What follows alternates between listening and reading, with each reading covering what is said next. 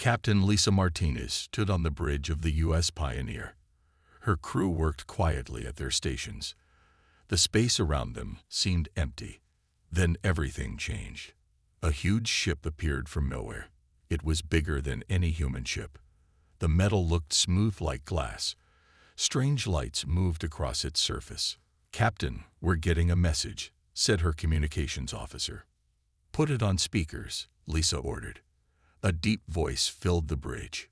"Human vessel, this is Ambassador Xyloth of the Galactic Council. We come in peace." Lisa took a deep breath. This was the moment humanity had waited for. First contact with alien life. "This is Captain Martinez of Earth Ship Pioneer. We welcome you." The alien ship sent over a small craft. Lisa met the visitors in the docking bay. 3 beings stepped out. They were tall and thin. Their bodies looked like they were made of crystal. Light bent strangely around them. "I am Xyloth," said the tallest one. A device on his chest translated his words. "The Galactic Council has watched your species. You are ready to join us." Lisa led them to the meeting room. Earth's leaders were waiting on video screens. "The Council governs 12 ancient species," Xyloth explained. "We maintain peace across the galaxy. We share technology. We protect younger races." The crystal being showed them images. Massive space stations floated between stars. Ships traveled faster than light. Alien cities covered entire moons. "What does the Council want from us?" asked President Martinez from the screen. "Nothing," Xyloth said. "We offer partnership. Your species shows promise. Accept our invitation, and Earth will prosper." Over the next weeks, more council ships arrived. Lisa worked with Ambassador Jack Sullivan to understand the terms. The council offered many things. They would protect Earth from hostile aliens. They would share medical technology to cure diseases. They would help humans colonize other worlds. "This seems too good to be true," Jack told Lisa one evening. They stood in the Pioneer's observation deck, watching the alien fleet. "Maybe," Lisa said, "but what choice do we have? They're centuries ahead of us." The council representatives were patient. They answered every question. They showed humans their peaceful history. They introduced Earth to other member species. A month later, world leaders voted. Earth would join the Galactic Council as a provisional member. The ceremony happened on the Pioneer. Xyloth stood before a glowing sphere. "Earth, do you accept the Council's protection and guidance?" "We do," President Martinez answered. The sphere pulsed with light. Cheers erupted on the bridge. Humanity had joined the galactic community. "Your world will change," Xyloth told Lisa after the ceremony. "Disease will end. Energy will be clean. Your people will travel to the stars." Lisa smiled. It felt like a dream. "When do we start?" "Tomorrow," the alien said. "Council ships will arrive at Earth. They bring gifts, medical scanners, energy converters, teaching machines." That night, Lisa couldn't sleep. She stood at her cabin window, staring at the stars. Everything was different now. Earth wasn't alone anymore. The first Council transport ships reached Earth a week later. They landed in major cities. Aliens emerged carrying strange devices. Humans gathered to watch and wonder. In New York, a council healer cured a child's cancer with a single touch. In London, engineers installed a power plant that could light the entire city using only water. In Tokyo, teachers began showing humans how to build spaceships. Jack Sullivan wrote in his report, "The Council keeps every promise. Our sick are healed. Our cities are transforming. They ask for nothing in return." President Martinez addressed the world. "A new age has begun. Our friends from the stars have come to help us. Together, we will build a better future." Lisa Martinez became Earth's first space admiral. She worked with council advisors to design Earth's new fleet. Humans learned quickly. Within months, the first Earth-built interstellar ship was ready. The Galactic Council had given Earth everything: protection, technology, a future among the stars. Nobody suspected what would come next. 5 years had passed since first contact. Earth looked different now. The sky over New York was crystal clear. No pollution darkened the air. Tall buildings ran on clean energy from Council technology. Flying cars moved between the towers. Dr. Amy Rodriguez worked in the new medical center. She held a small device that could scan a person's whole body in seconds. The Council had taught her how to use it. Another life saved, she said, healing a patient's heart disease. The man stood up, healthy again. He thanked her and left. Amy loved her work. Before the Council came, this man would have needed dangerous surgery. Now she could fix him in minutes. In orbit above Earth, Commander Paul Fisher watched his fleet grow. 20 new ships floated in the shipyard. Each one used Council designs, but had human improvements. The new engines are ready for testing, his engineer reported. Paul smiled. Humans were good at making things better. The Council noticed this too. They often asked for human input on their projects. Down on Earth, trade was booming. Ambassador Karen Wright organized meetings between humans and aliens. The Council species loved Earth's products. They couldn't get enough human music, food, and art. "Your people are creative," said Vronik, a trader from the Altair system. He had just bought 1,000 music recordings.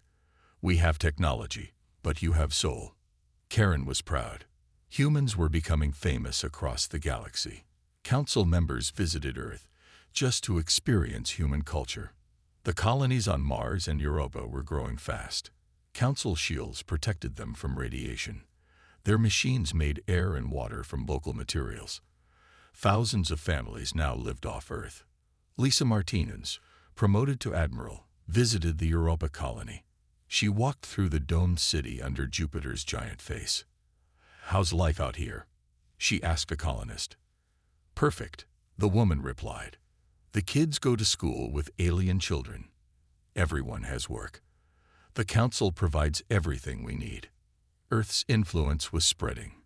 At Council meetings, human representatives suggested new ideas. The older species listened with interest. They called humans the bridge builders because Earth helped different species understand each other. Dr. Rodriguez made a breakthrough in combining human and Council medical knowledge. Her technique could repair genetic damage that even Council science couldn't fix. "Impressive," said Dr. Zix, a Council medical expert. "Your approach is unique. We must study this together." The partnership seemed perfect. Humans learned from ancient wisdom. Aliens benefited from human creativity. Both sides gained. Paul Fisher's fleet conducted joint exercises with Council forces. Human pilots surprised everyone with their skills. They flew in ways the Council hadn't seen before. "Your people adapt quickly," observed Commander Thrak. "Most species take centuries to fly like this." Trade increased every month. Earth's economy transformed. Poverty disappeared as Council technology created abundance. Every human had food, shelter, and purpose. Karen Wright became the most popular diplomat in Council space. She helped settle disputes between other species. Her human perspective often found solutions that others missed. "Humans see things differently," she explained to the Council. "You think in straight lines. We think in curves and spirals." The Council appreciated this. They gave humans more responsibility. Earth's voice carried weight in galactic decisions.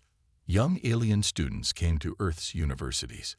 They wanted to learn human ways of thinking. MIT had classes full of beings from across the galaxy. Amy Rodriguez opened clinics on other worlds. She trained alien doctors in human medical approaches. The combination saved lives that neither method could help alone. "Earth brings fresh air to the galaxy," said Ambassador Zyloth during a ceremony. "You remind us that there are always new ways to see old problems." Humans explored further into space. They found ancient ruins on dead worlds. The Council shared the history of civilizations that had risen and fallen before Earth existed. Everything was going well. Too well, perhaps, but humans were too happy to notice. They trusted their new friends. They believed in the partnership. The Golden Age continued. Earth prospered. Humanity took its place among the stars. Nobody saw the storm coming. Admiral Lisa Martinez sat in the council station studying star maps. Something bothered her.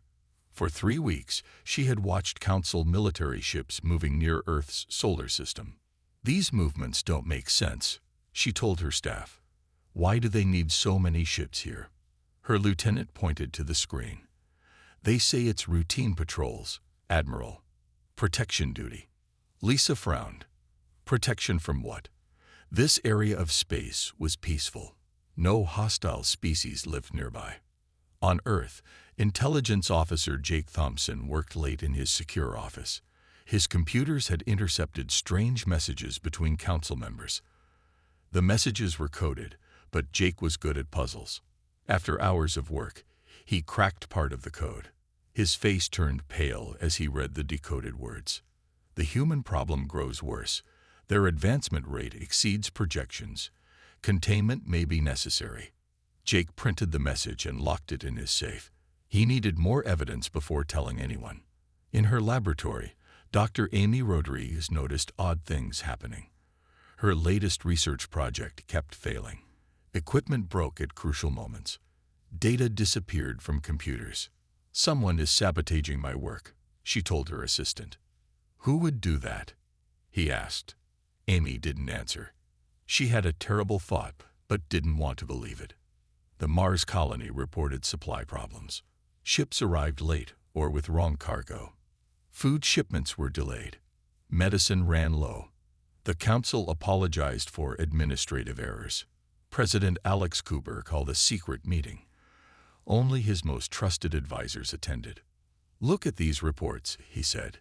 "Equipment failures, shipping delays, military movements.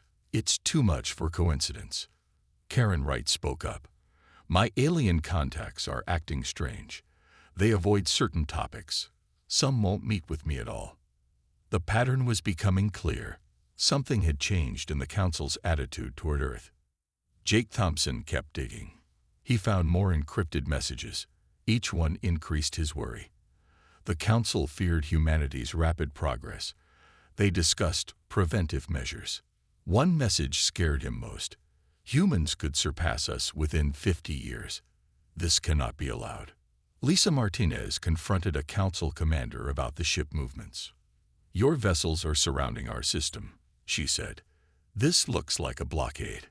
Commander Thrack's expression was cold. "You imagine things, Admiral. Return to your duties." Lisa left the meeting angry. The commander had lied to her face. Paul Fisher's fleet faced new restrictions. The council limited where human ships could travel. They demanded inspections before every mission. They claimed these were safety protocols.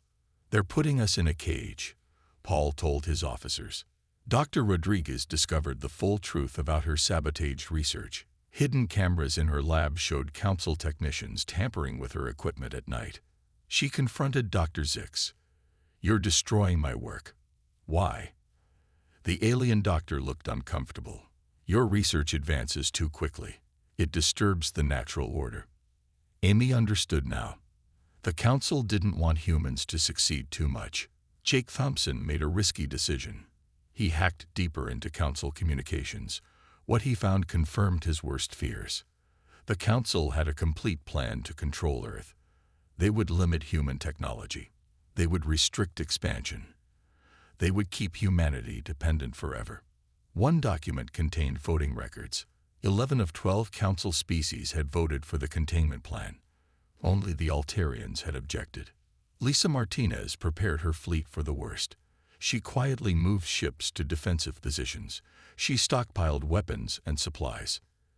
"If they want to fight, we'll be ready," she told Paul Fisher. Karen Wright tried one last diplomatic approach. She requested a formal meeting with Ambassador Zyloff. "Our species are friends," she said. "If there are problems, we can solve them together." Zyloff's crystal face showed no emotion. "There are no problems, Ambassador. Earth remains a valued junior member of the Council." Junior member. The word stung. After 5 years, humans were still considered children. The warning signs multiplied. Council ships blocked human exploration missions. Trade agreements were suddenly under review. Technology transfers stopped without explanation. Earth's leaders met in emergency session. The evidence was overwhelming. The Galactic Council was preparing to betray them. The question was no longer if but when. On December 3, 2162, Admiral Lisa Martinez stood on the bridge of her flagship. Her worst fears came true. Council warships surrounded Earth and all human colonies. Hundreds of vessels appeared from hyperspace at the same moment. The main screen lit up. Ambassador Zaloth's crystal face appeared. His voice was cold. Admiral Martinez, by order of the Galactic Council, Earth must surrender immediately. Disable your weapons. Prepare for boarding. Lisa's hands gripped her command chair. On what grounds? We've broken no laws. The Council has decided. Humanity poses a threat to galactic stability. You will submit to permanent oversight. Your military will be disbanded. Your research will be monitored. Never, Lisa replied. Xyloth's expression didn't change. Then you choose death. You have 1 hour to reconsider. The transmission ended. Lisa turned to her crew. Their faces showed shock and anger. Battle stations, she ordered. All ships, prepare for combat. On Earth, President Alex Cooper watched the alien fleets surrounding the planet. Council ships blocked the sun, casting shadows over entire cities. How many? He asked his defense secretary. Over 2,000 vessels, sir. We have 60. The president closed his eyes. The odds were impossible. Ambassador Karen Wright was in her quarters when council guards burst in. They carried energy weapons. You're under arrest, the guard captain said. For what crime? Karen demanded. Conspiracy against the council. They dragged her to a detention cell. Through the window, she saw other human diplomats being arrested. The council was removing anyone who might organize resistance. Dr. Amy Rodriguez received an emergency message from President Cooper. She was to activate Project Last Hope immediately. This was the code for humanity's secret weapon, something the council knew nothing about. Amy ran to her hidden laboratory. For 3 years, she had worked on quantum consciousness technology. It could link human minds together. The council had no idea it existed. Jake Thompson's intelligence network went into action. Human agents throughout council space began sabotage operations. They had spent years preparing for this possibility. Execute Omega Protocol, Jake sent to all agents. The council has betrayed us.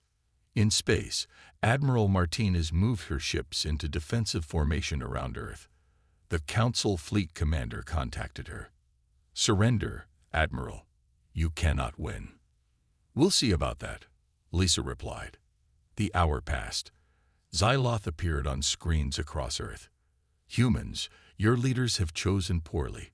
Witness the price of defiance. A council battleship fired its main weapon. The beam struck Europa Station. The entire colony exploded. 50,000 humans died instantly.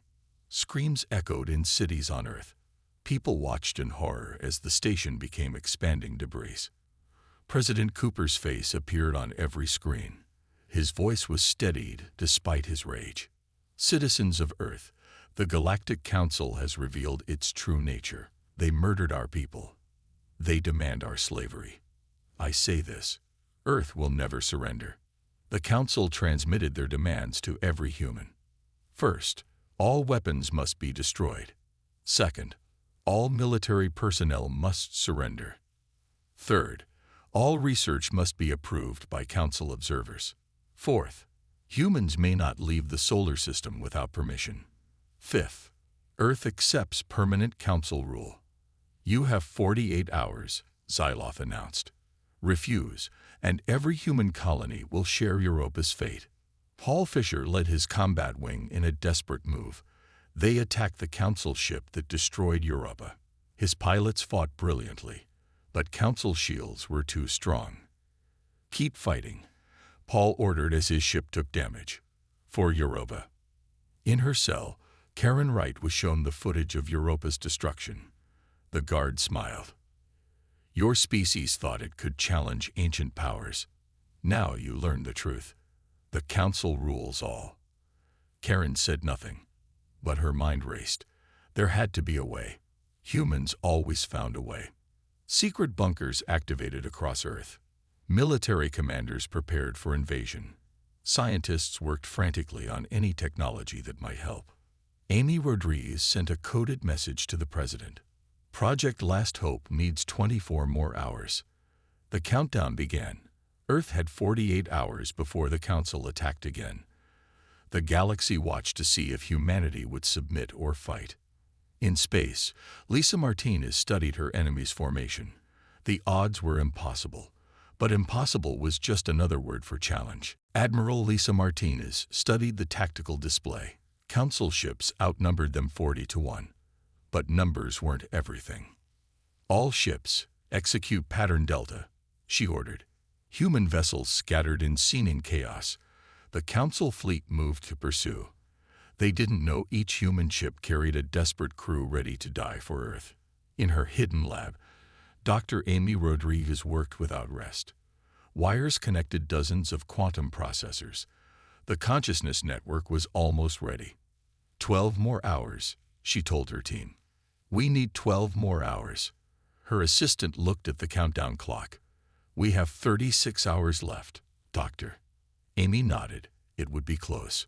Commander Paul Fisher led his damaged squadron in hit-and-run attacks. His ships would appear, fire weapons, then vanish into space. The Council forces grew frustrated. Human pests, growled Commander Thrak. Swat them like flies. But the humans weren't flies. They were wasps, stinging again and again. Jake Thompson's intelligence network struck across the galaxy. Human agents sabotaged Council communication relays. They destroyed supply depots. They spread computer viruses in Council systems. On Altair Prime, sympathetic aliens helped human agents. The Altarians had voted against the containment plan. Now they secretly aided Earth's resistance. Your species has honor, an Altarian told Jake's agent. The Council has lost theirs. President Alex Cooper addressed Earth's military commanders. His face showed determination. We cannot match their weapons, but we have something they don't expect. Human will. Human courage. Make them pay for every inch of space. Captain Sam Davis volunteered for a suicide mission. His ship was old, damaged from earlier battles, but its reactor could become a bomb. For Earth, Sam said. For Europa. His ship accelerated toward the Council command dreadnought. Enemy weapons fired. Sam's shields failed. His hull cracked. But he kept flying straight. The impact was tremendous. Sam's ship exploded against the dreadnought's bridge. The massive Council vessel tumbled through space, crippled. One down, Lisa Martinez whispered, "Thank you, Sam." The sacrifice inspired every human fighter. They attacked with new fury. Small victories added up. 17 Council ships were damaged or destroyed. But the cost was terrible. Earth lost half its fleet in 24 hours. In her cell, Karen Wright organized fellow prisoners. They had no weapons, but they had minds. They planned. They prepared. When the chance came, they would act. Amy Rodriguez made final adjustments to the quantum network. Brain scanners sat in every major city. Satellites would carry the signal worldwide. This will link every human mind, she explained to President Cooper. We'll share thoughts, knowledge, skills. We'll become something new. What if it doesn't work? He asked. Then we die as humans, Amy replied. But I think we'll live as something more. The Council grew impatient. Xyloth appeared on Earth's screens again. 24 hours remain. Surrender now, and we will show mercy. Continue resistance, and face extinction. President Cooper responded publicly. We choose freedom. We choose humanity. We reject your chains. Council forces pressed harder. They destroyed Mars' defense platforms. They captured mining stations in the asteroid belt. The noose tightened around Earth. Jake Thompson discovered something important in decoded council messages. They feared Earth for a specific reason. Human minds adapted faster than any known species. The council worried humans might evolve beyond their control. "They're afraid of what we could become," Jake told the president. "Then let's become it," Cooper replied. Lisa Martinez pulled her remaining ships back to Earth orbit. They formed a final defensive line. 40 combat vessels against 2,000. The math was simple. The outcome seemed certain. But humans had faced impossible odds before. They had survived ice ages, plagues, wars. They had reached the stars through stubborn determination. Amy Rodriguez sent the final message. "Network ready. Activation in 4 hours." President Cooper made the decision. Do it. Save our species. The countdown entered its final phase. Council fleets prepared for total assault. Earth's defenders said their goodbyes. In 4 hours, humanity would change forever, if they survived that long. Dr. Amy Rodriguez stood before the activation console. Her hand hovered over the red button. Around the world, billions of humans waited near quantum scanners. "Begin the sequence," she ordered. The machines hummed to life. Energy fields surrounded every scanner. In cities, towns, and villages, humans felt a strange tingling sensation. "Network initializing," her assistant reported. "Connection in 3 minutes." Admiral Lisa Martinez watched council fleets moving into final attack position. Her remaining ships were badly damaged. They had minutes left. "All vessels, prepare for last stand," she commanded. Then something incredible happened. Lisa felt a presence in her mind. Not invasive, but welcoming. Like a door opening to a vast library. The quantum network activated. Every human mind connected simultaneously. Farmers shared thoughts with scientists. Children linked with elders. Soldiers merged consciousness with artists. Amy Rodriguez experienced it first. Knowledge flowed through her like a river. She suddenly understood advanced physics from a professor in Tokyo. Military tactics from Lisa Martinez filled her awareness. Diplomatic skills from Karen Wright became part of her. "It's working," she gasped. "We're becoming one." But not one entity. Each person remained individual.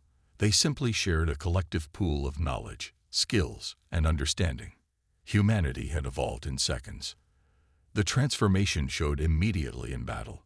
Human pilots suddenly flew with perfect coordination. They moved as single organism with millions of parts. Their attacks became impossibly precise. Commander Paul Fisher felt the change. He knew what every pilot was thinking. He could see through their eyes, feel through their hands. The squadron became an extension of his will. "Attack pattern Omega," he thought. His pilots moved without verbal orders. Council forces faced an enemy they couldn't understand. Human ships dodged attacks before weapons fired. They struck at exact weak points. They coordinated movements across vast distances instantly. In her cell, Karen Wright touched the door lock. The quantum network had given her an engineer's knowledge of electronics. She understood the mechanism perfectly. "Follow me," she told other prisoners as the door opened. They moved through the station like ghosts. Each person shared guard positions through the network. They avoided patrols with supernatural timing. Jake Thompson's network became even more effective. Every human spy could access any skill needed. A cook became a computer expert. A janitor understood alien languages perfectly.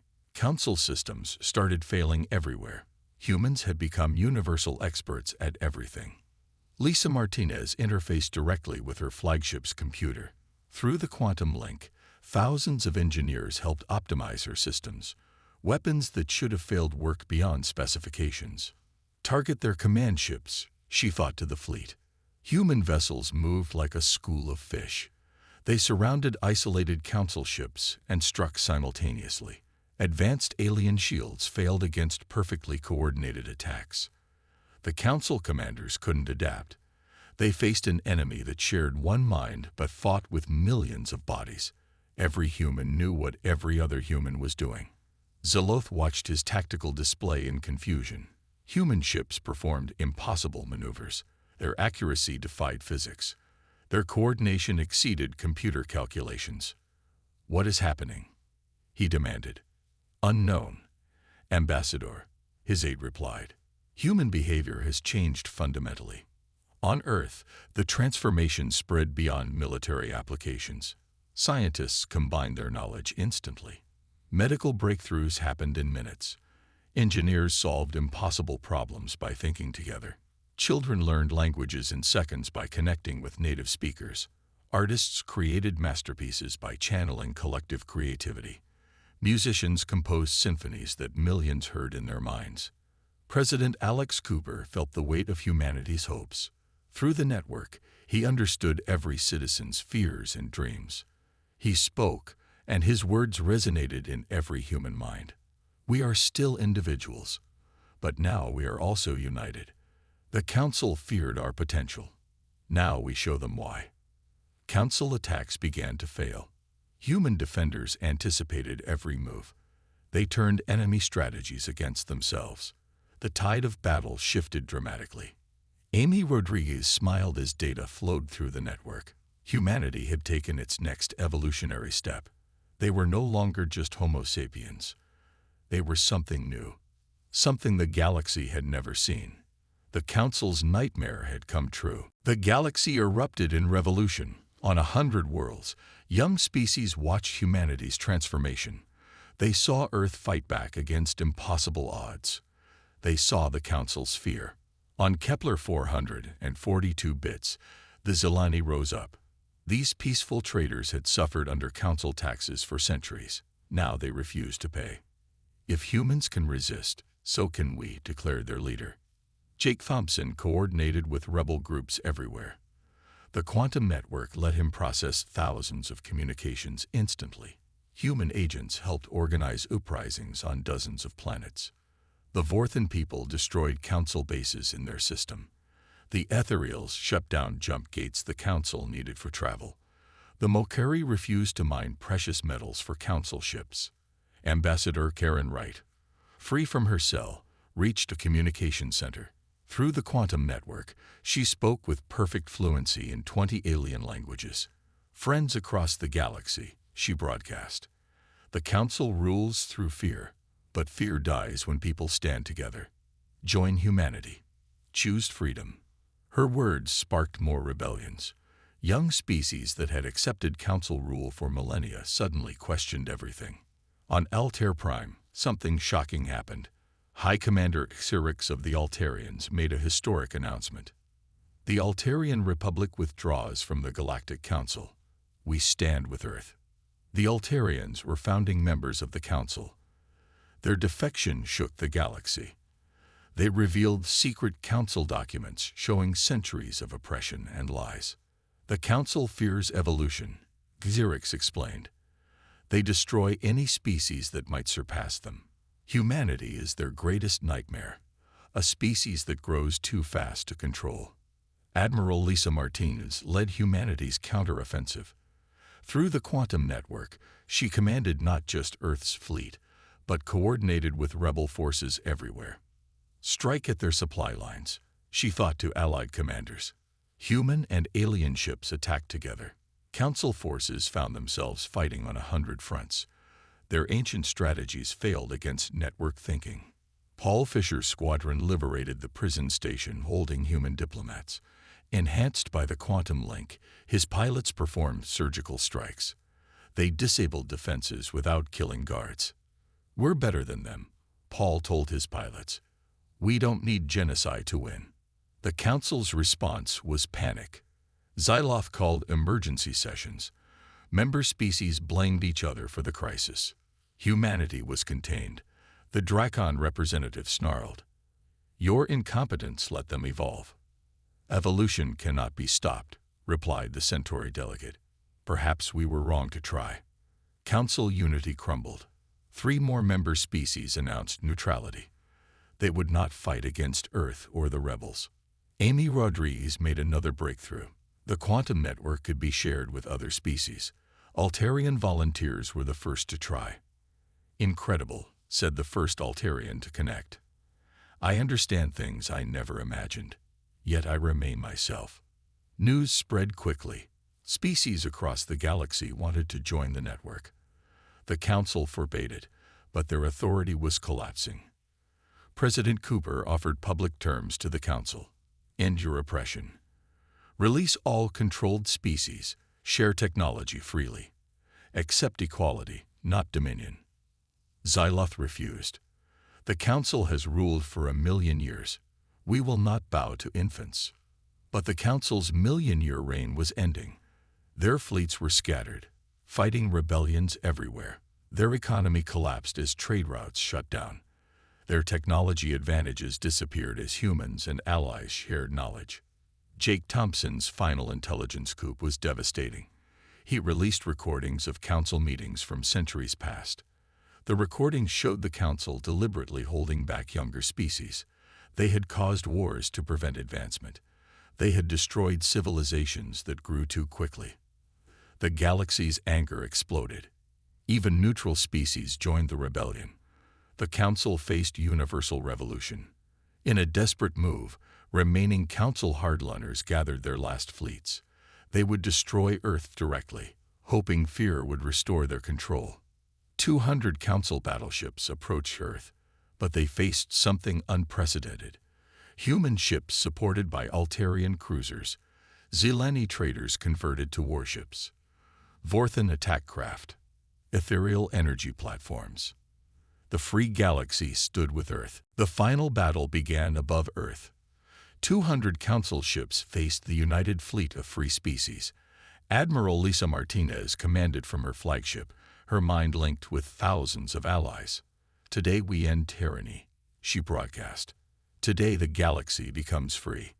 The Council attacked first. Ancient weapons fired beams of incredible power, but the free fleet moved as one. Ships dodged with perfect timing. Shields combined to protect damaged vessels. Paul Fisher led mixed squadrons of human and alien pilots. Through the quantum network, they shared abilities. Altarian precision merged with human creativity. Zelani trading skills became tactical genius. The Council commanders couldn't adapt. Their rigid thinking met fluid innovation. Their 1,000,000-year-old strategies crumbled against networked consciousness. On Earth, Amy Rodriguez expanded the quantum network to welcome more species. Vorthans connected first, then ethereals. Each species kept its identity while gaining collective knowledge. "We're building something beautiful," Amy said. "Unity without uniformity." The space battle turned decisive when the Mokuri arrived. These gentle miners had converted their industrial ships into weapons. They carried antimatter bombs made from Council technology. "For all the species you destroyed," the Mokuri leader declared. Council formations broke apart. Their ships fought individually while Free Fleet coordinated perfectly. One by one, Council vessels fell silent.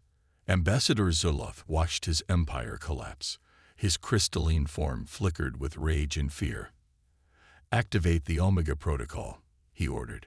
Hidden Council weapons emerged from subspace, planet-killer devices aimed at Earth and rebel worlds. The Council would destroy everything rather than lose control.